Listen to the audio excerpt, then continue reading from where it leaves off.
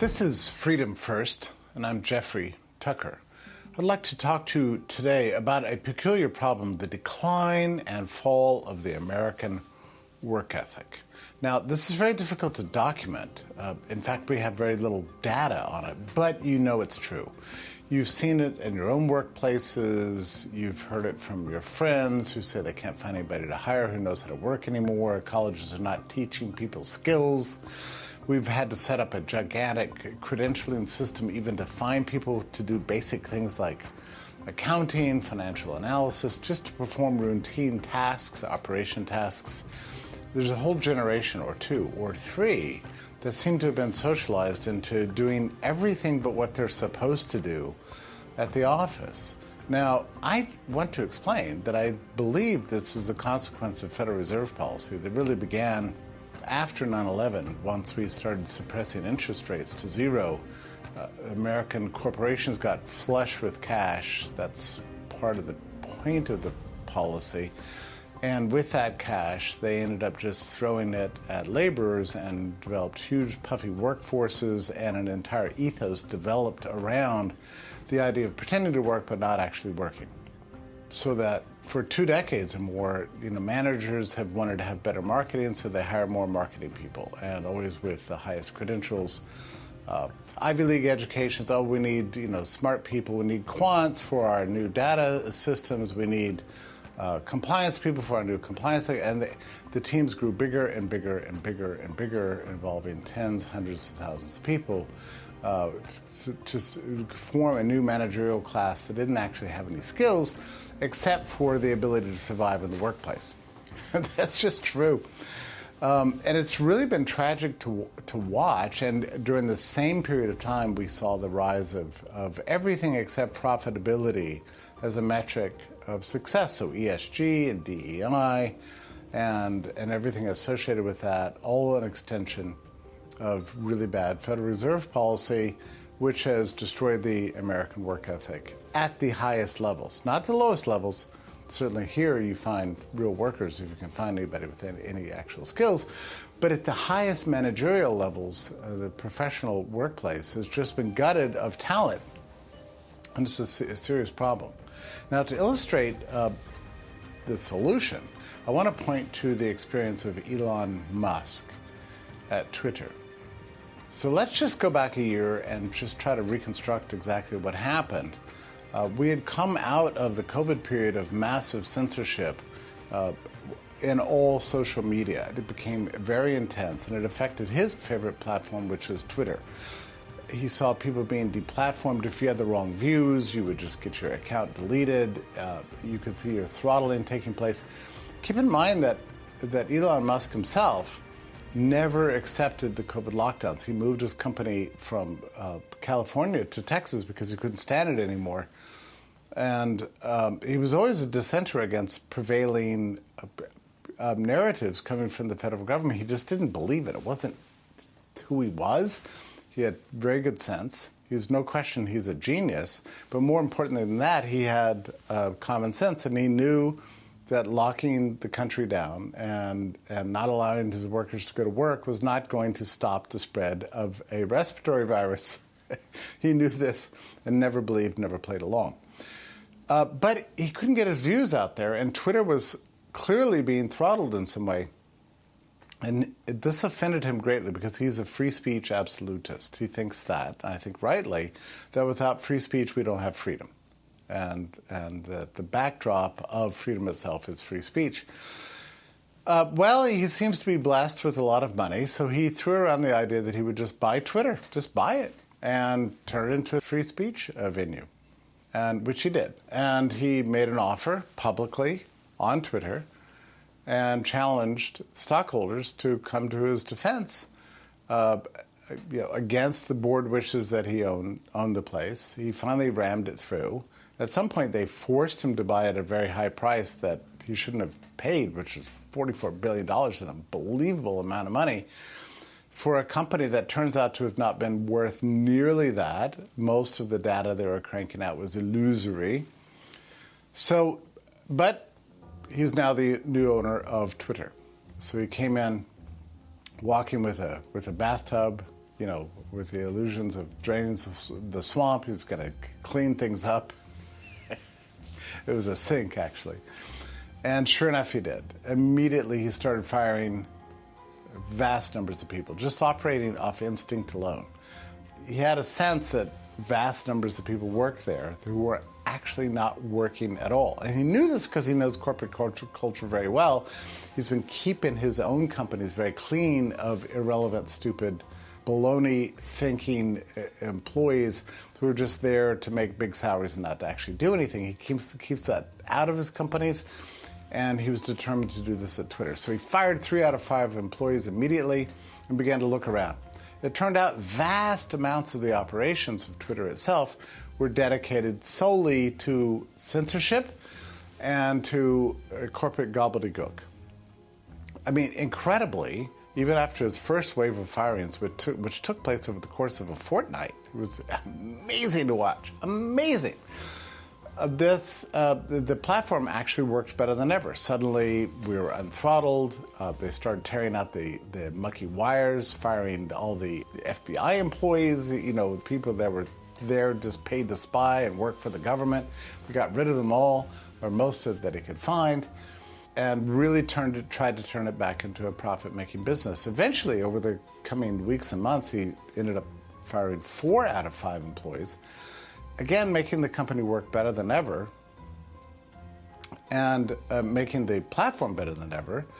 And over the subsequent year, he's turned X into the single most valuable mainstream social media platform out there, precisely because it's not censored.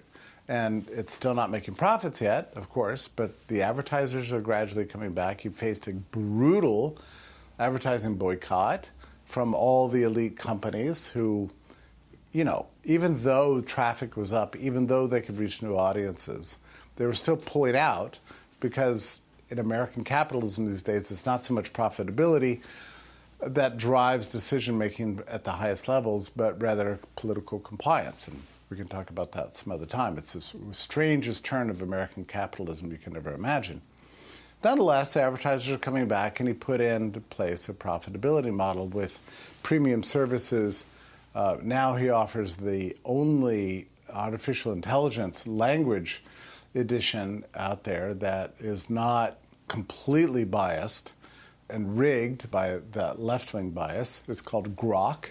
It's not generally available, but it is available to premium subscribers, and I can just tell you from a personal point of view, I find the thing invaluable. Of course, it doesn't know all truth, but if you need quick facts, for example, how much did Elon pay for Twitter? It's going to tell you. Or when did the Royal Mint in Britain nationalize the currency? 1813. Okay, it knows these kinds of things, and it's liberated me personally from Google. So I consider Grok to be invaluable, and I can't wait for it to be generally available to everybody. Anyway, Elon has done a great job at Twitter 2.0, a company he renamed as X. And it's just been beautiful to watch. I've had several experiences in talking to new hires in their advertising accounts, because Brownstone Institute uses X's advertising services and that sort of thing. And they're new hires, and they're utterly and completely dedicated to their jobs. Quick to call you back, quick to explain things, really on the ball. I mean, it's just a wonderful company at this point. And everybody's, as Elon says, hardcore. Well, the other day, he sent out a little note that I was interested in. I found it really fascinating. He said that he has a 3-pronged test for all employees. So I'm very curious about this topic of staffing, having managed large staffs myself, and trying to find the right people for the right position, and whether those positions should even exist. I'm very interested in this question of hiring and how it works. He advanced a 3-pronged test for everybody at Twitter, which he says, yeah, everybody there should be hardcore. The first is that they should be excellent. The second is that they should be necessary. And the third is that they should be trustworthy. Intrigued by this, let's just deconstruct this. In the first place, excellence. Okay. Excellence means doing the job you're there to do to serve the company and its goals, namely to make profits by creating great products and services that help the consumer that people want to buy. That's what excellence means. It doesn't mean creating a bunch of fake Excel spreadsheets with careful colors, pretending to manage people, not actually knowing what it is you're managing. It doesn't mean strutting around with waving your diploma at people and wasting everybody's time with Zoom meetings, which is, I don't know, 80, 90% of what people do in the upper echelons of American corporate life today. It doesn't mean mastering a new vocabulary of corporate management speak, which everybody in that realm seems to have done these days. It means actually doing real stuff, uploading things, doing accounting, balance sheets, figuring out what's going where, improving products, deploying technologies, finishing projects, taking responsibility for your work, being willing to work extra hours, not minding it when you get texted after 5 by your manager or by a customer. Picking up the phone when people call. When you're on vacation, staying connected. Not forever worrying about your work-life balance, but rather just really dedicated to your work. Let me pause there on the point about work-life balance. I've had the occasion to interview many people over the years for various positions. And I've noticed in job interviews that you can tell the difference between excellence and not excellence. Okay, so the not excellent employee will get on a job interview and act like, maybe I'll take the job, maybe I won't. Maybe I'll learn about your company and ask questions, or maybe I won't. But the one thing that they're really dedicated to is finding out all the benefits. How much time do I get in paid time off? What are typically raises? What's the schedule for raises? What does your health plan pay for? How often do I have to come into the office? How many remote days can I earn over time? So if you get just endless questions about this, you know this is not a person who actually wants a job. They want a paycheck, and they want privileges, and they want a sinecure, basically. They want what vast numbers of people in the upper tier of the professional managerial class today have, which is a no-show job that pays a lot of money. And that is definitely not a person you want.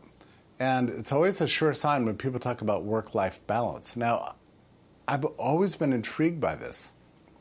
On one hand, there is an intuition at work here that you don't always want to be working. You want to be able to go skiing, go surfing, watch Netflix in the evening while shutting down work. You don't want to spend every night and every weekend doing this, and you do want to be able to go on vacations. Okay, if that's what you mean by work-life balance, fine, but that's typically not what people mean. What people mean to do is concentrate or distinguish between life on one hand, which is good, all living life, and work on the other, which takes away from life. So what is work? Work is laborious and annoying and the thing you do to pay the rent, pay your cell phone bill, but it's not life. I mean, if you're going to talk like that, you're never going to enjoy your work. I mean, the point is that most of our life consists of producing things, making the world a better place, doing things for others. Working is part of life. There's no real distinction between the two. And if you think that there's a sharp system that demarcates one from the other, you've already got a problem. So when people are in job interviews with me and tell me about it's really important that I recognize the importance of their own work-life balance, I think, well, here's a great way to keep your work-life balance in place. Don't come to work for us. There. Now you've got your balance, all right? You like it? But if you're going to take a salary, then there's an economic element here. You've got to bring more value to the project at the company than you're taking out in the form of a salary. I mean, you have to be a net benefit to the company and to the project you're serving. So if you're pulling in $150,000 a year, you need to be able to demonstrate that in your absence, the company would lose that much and vastly more than that in your absence, which means you have to be tremendously excellent. You have to be worth every penny that you're being paid and then some. You need to have the company profit by having employed you and paid you, okay? That's a serious challenge. What do you have to do to obtain that at these higher salaries? You have to be amazing. Or as Elon would put it, you have to be excellent. Okay. All right. Now, the second standard, necessary. I like this word, right? I mean, no employee should work for anyone if they're not necessary. I've always had a rule in every job situation I've ever been in terms of hiring. You don't hire until it hurts, which is another way of saying you want to do as much as you possibly can yourself and only hire somebody to help you once that becomes an implausible thing. Like you're actually out of time. You cannot have your attention split in so many different directions. And when you feel that pain, that's when you should hire. And you should hire somebody to do what you would otherwise be doing so that you can then do the thing that's more valuable for your time. That's called the division of labor, and that's the point at which you should hire. So firms, really, in an ideal sense, should be an extension of one person. Starting a firm, realizing they needed some help, knows how to do the job, could do it, but needs to be focused on other things. So you hire an assistant to help you, and that person hires another person to help him, and so on it goes. You can scale this up to hundreds and thousands and tens of thousands and potentially hundreds of thousands of people in a single firm if you build according to the standard of what is absolutely necessary. You should never employ anyone who's unnecessary or even task anybody with a job that is unnecessary to the business of doing business itself. Now, that's a great standard because, again, it eliminates half more of most employees in corporate America today. You know, most of whom are not necessary. They're just luxury hires. They're just checking boxes. Oh, we need marketing. Oh, we need quants. We need metrics. We need compliance. You know, are they necessary? Probably not. And what was interesting about this whole issue is that when lockdowns happened, right, and so everybody was sent home, and people tried to figure out new ways to work from their desktops. Companies all over the country noticed that not that much changed about their operations. Well, it's true that a lot of people were working from home, but a lot of people were just goofing off and getting on Zoom meetings and talking the talk for an hour a day and otherwise using what they call mouse jigglers to look as if they're working. These are products you could buy from Amazon to hook up to your laptop to make it look like you're typing frantically on your computer, where actually you're just lazing around, getting some sun outdoors by the pool or whatever. It's a best-selling product on Amazon, the mouse jiggler. So the lockdowns kind of exposed the worthlessness of most employees, or a lot of employees in corporate America today. Their jobs simply aren't necessary. They should just never have been given to them in the first place. So Elon's standard has to be necessary. The third one that he advances is this word trustworthy. Now, I'm intrigued by this. It doesn't just mean you shouldn't steal, you shouldn't lie, right? I mean, you shouldn't just use the company credit card to pillage the company. It means that you tell the truth in your business relationships, and that you can be trusted to finish projects. If you say you're going to do something, you actually do complete the job. You don't have to be told again and again and again. If somebody tells you to do something and that person's a superior or a boss, you make that the first priority. You don't put them off.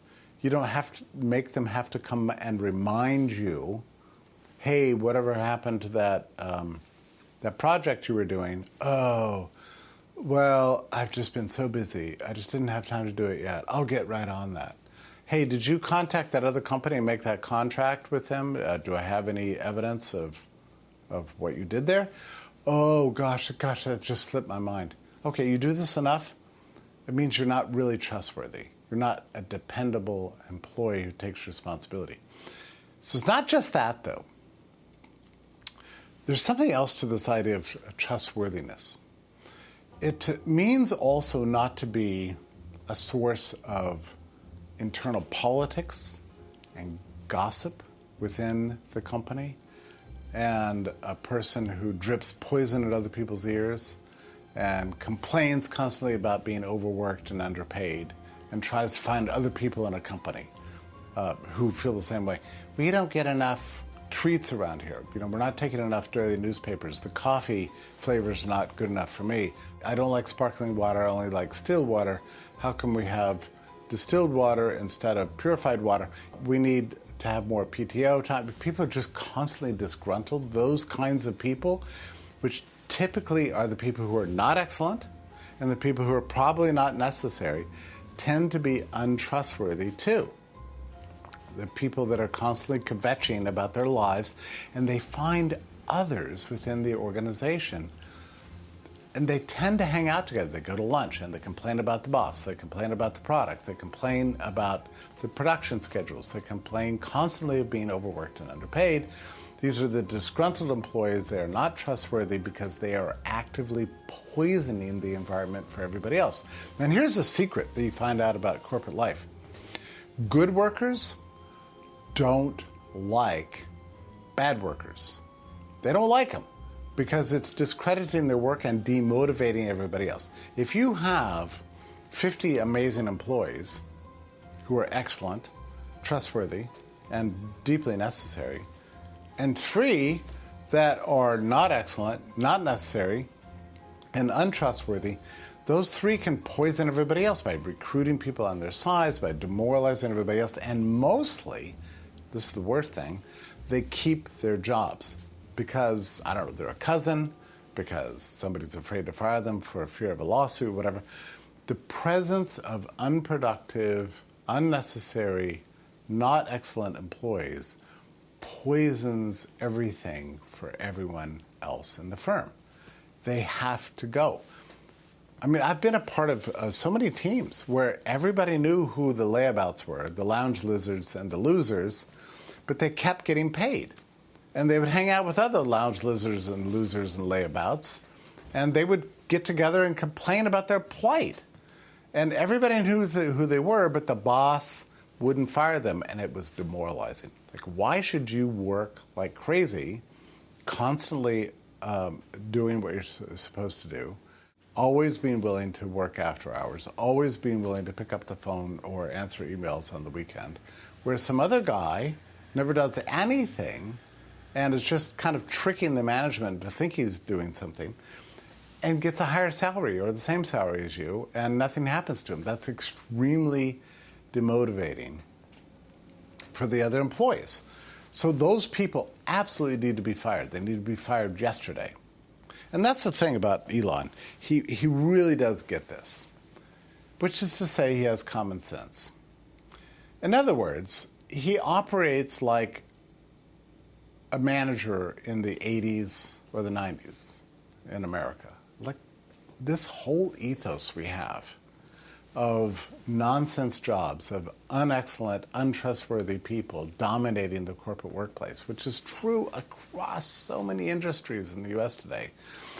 It's all new. And I don't believe it happened by accident. It happened because the Federal Reserve was subsidizing the higher ends of the production structures and giving out basically free credit to vast numbers of highly capitalized companies where they could extend their workforces and pay people gargantuan amounts of money for doing nothing. And it's utterly wrecked the work ethic of the American workforce. Now, some of this has started to change a little bit. We've seen a lot of firings, some trimming back in large tech companies, media companies. They're firing workers, getting rid of people. So some of the upper echelons are starting to feel the heat. But my sense is that it's only just begun. as a country, we need to rediscover the work ethic, and we need to do it for all age groups and in all industries. Rediscover the joy associated with being excellent, being deeply necessary, earning your keep, being super trustworthy, always accomplishing what you're supposed to do, and being on fire with love of work as life. That's what Elon is going for. That's the ethos he's trying to instill at his new company X, and that's why it's doing so well in a market sense. It's not just a free speech platform, but it's a well-run and administered platform that cares about profitability. It's a hungry company that wants to change the world. That's what America used to be before it became fat and puffy and lazy and unskilled and untrustworthy. Can it be brought back? Yes, it can. I bet you know companies in your own neighborhood that are this way, that are really on the ball, they serve the customer, the employees are happy, they're making money. It can happen, one company at a time. As consumers, we should support companies that are trying to bring back the work ethic and not tolerate these companies that are puffed up, arrogant, and serving something other than their customer. They're serving BlackRock or DEI goals or ESG goals, or doing the silly corporate speak all the time and neglecting their customers. We can change this. We can have a hand. Ultimately, the best form of capitalism is a system in which the common person is in charge through their ability as a consumer to determine which companies profit and which ones go down. Now, we've long ago left such a system. We have all sorts of things that are intervening between the customer's wishes and the company's output. Companies no longer believe that serving the customer is their main path to profitability. Serving the government for many industries these days is the main path to profitability. I just have to say that I really admire Elon for what he's done to X. And I'm not saying he's a perfect guy and that all his decisions are perfect or everything is, but he really did enact an industrial transformation of one company for the ages. I mean, it should have been on the cover of Fortune, on Inc., on Forbes. Everybody should have celebrated this. Amazing. Firing 4 out of 5 employees and getting a better product as a result. That's just one company. Imagine if we had the same standards for government itself. Excellent, necessary, and trustworthy. How about this? We sweep through all 400 plus government agencies and apply that standard to every last soul who works there, millions of people. Are you excellent? Are you necessary? And are you trustworthy? If you're not, if you can't check every box, you are gone.